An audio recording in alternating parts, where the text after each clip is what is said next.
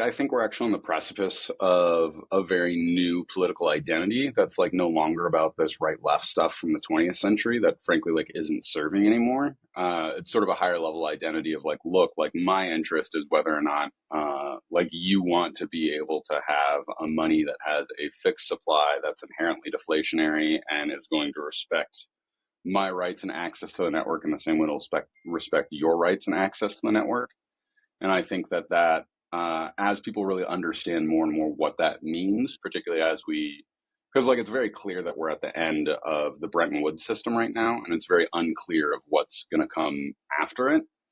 And like in Austria, the fact that like you guys are on the euro and that you inherently don't have any kind of monetary control over, the sort of money that you guys use, like that's extremely problematic. And so I think anybody that wants any degree of self-sovereignty, however they identify nationally or otherwise, like this is the thing that actually really protects them.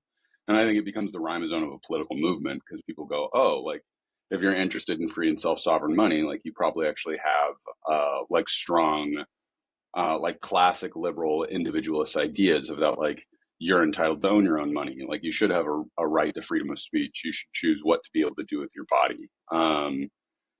And so I think like Bitcoin really is a Schelling point for people of all different political identities to essentially come to this sort of like radical modernism. And like that radicalism is like, I shouldn't have control or power over your wealth and you shouldn't have that over me. And like that should be like a pretty basic agreement point that we can move forward from.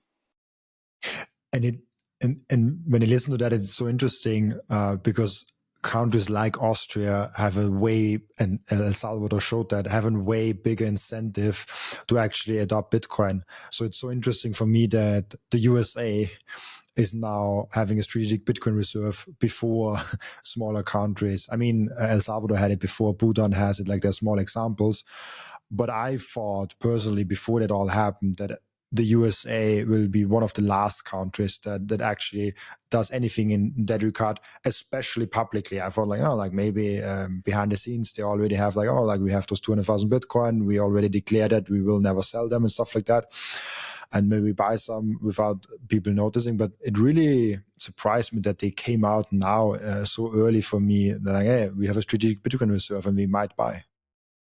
I mean, in my opinion, it's just part of a double irony of that, because you'd think the U.S. would be the last to go because of sort of how inherently corrupt our political system is and how moneyed interest it is. But essentially, like David Bailey pretty much unilaterally made a decision that he was like, look, we're going to like fucking bankroll Trump's campaign. We're going to show him we're very serious and important contributors. And we're going to presence him to the fact of why Bitcoin's important. And so like he pretty much single-handedly rammed that down Trump's throat and had him get it. And because of that, we now have this pretty powerful contingency of Bitcoiners within the Republican Party. And I think that's been very useful up until now. What I really want to see is Bitcoiners realize like, it's not us needing the Republican Party, it's the Republican Party needing us. And that should show how disposable they are to our point in time. Because like it's very obvious to me that that Bitcoiners and the ideology we represent is part of a political zeitgeist of the future. And that like we're at the top of the cultural funnel. And so I feel very strongly, and I think there's a lot more possibility in Europe than there is in the United States of that, like there's a possibility of creating a radical like third party, like Orange Party, like technological forward party that can really make a decision to go into parliament, be pretty forceful and trying to think of the right word that I want. Pretty forceful and radical and pretty much being like, we represent, like, we don't want anybody to have power over the money. We want you to have technological rights. You need to have the power of encryption to protect your privacy. And we won't compromise on this. And all of the other parties are full of shit. They fucking hate you. They believe that they should own you to some extent. And if you don't listen to them, they want to steal your rights, your money, or other things. And we're going to represent something that stands against that. And in parliaments, like if you get 2 or 3 seats in parliament, that's like a meaningful thing. Whereas because we just have the 2-party system here in the United States, we can't get anything remotely similar to that. So, and my experience of talking with European Bitcoiners is that like ideologically, specifically like the German and Austrian contingency. Like you guys seem to be more ideologically advanced and well organized than really kind of any other contingency.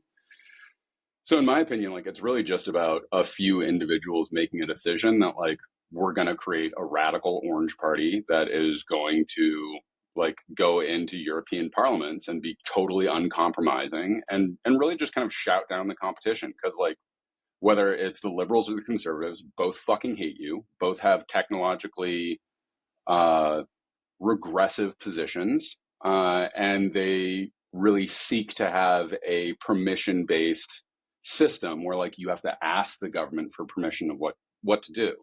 And I think there's a real potential to be like, no, we're going to use encryption technology and Bitcoin to make sure that we can't debase your currency, that we can't steal your money from you when you do something that we don't like. And we're going to use these as a basis to start building out a sort of new technological political system that is going to ensure everybody gets to have political rights in this new system. You said something interesting. You said technology. It's technological. I'm sorry, I cannot. It's all right. I struggle with these words too. Yeah, like and then rights. Like, what do you mean by that? Well, it's kind of funny because like rights don't exist, and it doesn't. Like if I have a gun to your head, there isn't anything you can do. We can talk as much as we want about political rights. There's like a great meme of there's like it's like a couple guys bound up, and like the government's like shooting each person in the back of the head, and like one guy is like, hey, like this is unconstitutional. Like these guys are gonna like learn a lesson here. And like that goes to show like what rights really are. But with encryption technology, like if I choose to actually encrypt the data set that I have, like there's nothing you can actually do to get access to that data.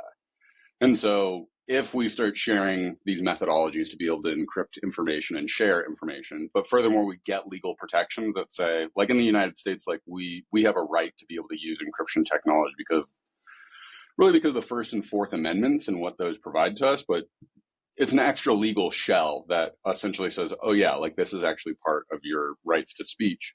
If you could get something similar to that found either in the European Constitution or in the individual Austrian one, there might be something pretty powerful there. But it's really at the end of the day that like these quote unquote rights are really about the one-way function that this technology has. So like when I'm speaking about rights, it's sort of a much larger concept in terms of a technique that can't be undone. And so in a lot of ways, it's kind of like the most primary of all rights, because it's no longer about permission seeking, but it's about what can't be taken. That's super interesting. I also love the idea that in Europe, because I've seen it over the past 5, 10, 15 years in Austria, there are so many small countries, so many small parties that got started, and they actually rose to a significant portion of the voter bloc. For example, we have NEOS. They have been now 10 years old. So they are like a 10 years old party, and they're now in the government. And they are now, what is it, the fourth biggest party in Austria, has like a 10% of all the voters. And 10% is a lot when the biggest one has 26, something like that. So 10% is actually a lot compared to that. So there are many examples that there's one party starting from zero and they can actually make it. There's 4%. You have to get at least 4% to get in the parliament in Austria, and like Germany and all the other ones have usually similar hurdles. You can make an orange party. There are enough Bitcoiner. There are enough, even outside of Bitcoin, there are probably technology warriors out there say like, hey, like I want the free internet, I want the free technology, and I want to use it the way I want to use it. And there might even be people that don't like Bitcoin in there that still would vote that party. Yeah, and like that's kind of where the solidarity would come from, is look like Bitcoin's one of the tools that we're going to use for our people, but this is really about like an internet first and forward party that's going to use this to respect people's rights. And I think like one of the things is that like it needs to go to a very centrist position as opposed to being liberal or conservative to pull from both sides of the party. And my experience culturally with Austrians have been like, I think you guys are primed and ready for it. And the difference is that like any traditional political party, you're going to kind of struggle to find funding. But like if you had a radical party like this, I think it would get bankrolled pretty easily and quickly, very similar to what Bailey did here in the United States. The difference is that with there being a higher concentration of Bitcoiners in the United States, and also that we have this idiotic two-party system, we just had to have like essentially a highly concentrated amount of capital to get done what was done. And I mean, like, Bailey helped Trump raise like $500 million or like some insane amount of money, which like definitely got his attention, which is why, you know, last year he went to the Bitcoin conference and spoke and said all these positive things about Bitcoin. And it's not like Trump isn't ideologically aligned with us in any meaningful way. Like he's the most sycophant person that's ever existed. Like he just gives a shit about himself and getting more money for himself. And it turns out that like we happen to have money, and if he's willing to listen to us and help us out, like that's a good thing. And like I don't necessarily think an SBR for the United States is the right choice, or the way that they're trying to go about doing it's the right choice. But like on the last podcast I did with Danny Knowles on what Bitcoin did, I talked about like the Trojan horse of Bitcoin. And to me, like that's what's going on, is just getting this in front of people and paying attention to it is way more important, because there's a whole contingency of people that go, wait a minute. So like you can't actually stop this Bitcoin thing. Like even if the government owns it, they can't like seize other people's Bitcoin. Like tell me more. Like that's pretty interesting. So like I feel more bullish than I've ever felt before, because Bitcoin's finally entering into the dialogue of like, what is this in terms of the political that it has? And when I say the political, like I'm not just talking about political parties anymore. I'm talking about this truly revolutionary idea that like politics is the entirety of how we relate to each other socially, and how can we use this object to radicalize and overcome the current forms of government and the politics that we've all been sort of subjected to. That's interesting. Like the strategic Bitcoin reserve, the SBR, as a Trojan horse. Would you also count ETFs and institutional instruments as an Trojan horse for that? In a particular way, because like the interesting thing is like by them essentially realizing that Bitcoin is like the preeminent like storage of value object, like that, it's a hierarchical thing. So it means like they have to see and understand that Bitcoin is more important and a better storage of value than real estate or bonds or any other thing. So in that, it means like they have to dump the real estate, they have to dump the bonds, and like bonds, like that's supposed to be a core storage of value for people over the long term. And if there's something that is better and superior to that, and people start dumping it, like this is part of the Trojan horse, is that like if you're trying to tell people, well, you have to own bonds because, you know, it's important to the financial system, you go, but there's this other thing that has, you know, 25% Cargill over the last 10 years. Like why shouldn't I choose that over this one? It creates an inherent problem. And so it's like, to me, like the Trojan horse is actually displaying the real value that Bitcoin has over everything else. And subjectively, people will end up choosing that. And very much like ETFs, SBR, everything else, that causes for the dollar to collapse or other fiat systems to collapse because of that choice. And that's sort of how you give them enough rope to hang themselves. And so like that seems to be playing out pretty perfectly right now. And so very much in the ideas of Odell, I'd say like we're pretty much going to follow the mandible's path of that. Like we will go into a highly inflationary environment over the next 10 years.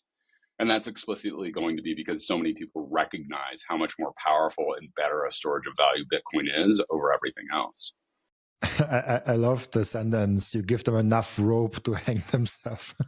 Yeah, and like that's sort of what is happening, you know? And I find it pretty exciting. And it doesn't mean that like the shifts that are going to happen within this aren't going to be very tumultuous, but like that's just sort of where we're at in terms of the system that we inherited and how long we've kicked this can down the road. I have an interesting question that just came up that I've never even thought about. What do you think before the election, let's say Trump wouldn't have discovered Bitcoin, but or Bailey did not go, went to Trump and went to Harris, and Harris would have been the one that would have been pro Bitcoin, like almost really hard to imagine, but would have that been even possible? Like, do you think Bitcoiners would have also rallied behind Harris more if she would have had the same policies, except Bitcoin really aggressively are like, oh, I make a strategic Bitcoin reserve and all the same things that Trump said? I mean, like, in theoretically, if we could magically make that happen, sure. But like they're trying to deal with the entire bulk of like what liberalism represents at this point in time in America. Like it just doesn't align.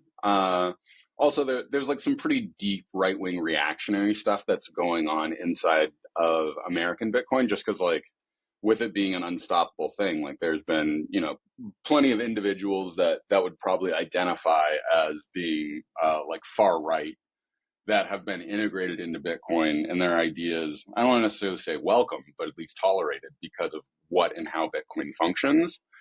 And I very much see it much more, it's in an American conservative contingency, because like one thing that Bitcoiners tend to be, unlike myself, that like I'm pretty big on is like I'm like a huge gun ownership and gun rights person. Like I think it's absurdist that anybody wants to restrict those rights, and I also find it deeply ironic that those go really well together with Bitcoin. So it's like Bitcoin doesn't really fit into the leftist perspective, and it's not to say that like it can't get there, but it's more of that like the contemporary political dialogue is so oppositional to it that it's really difficult to get through to people. I mean, so like a perfect example is people being like, oh, like Bitcoin wastes energy. And like, I'm always kind of confounded when I say that, because like my first question to them was, I'm like, oh, like it sounds like you know a lot about energy markets. Like, I'm really curious, what do you think we should do with negatively priced energy when, say, like a windstorm comes through to a wind farm and they have too much energy on hand and they have to actually sell that energy to get it off? Like, what do you think we should do with all that extra energy?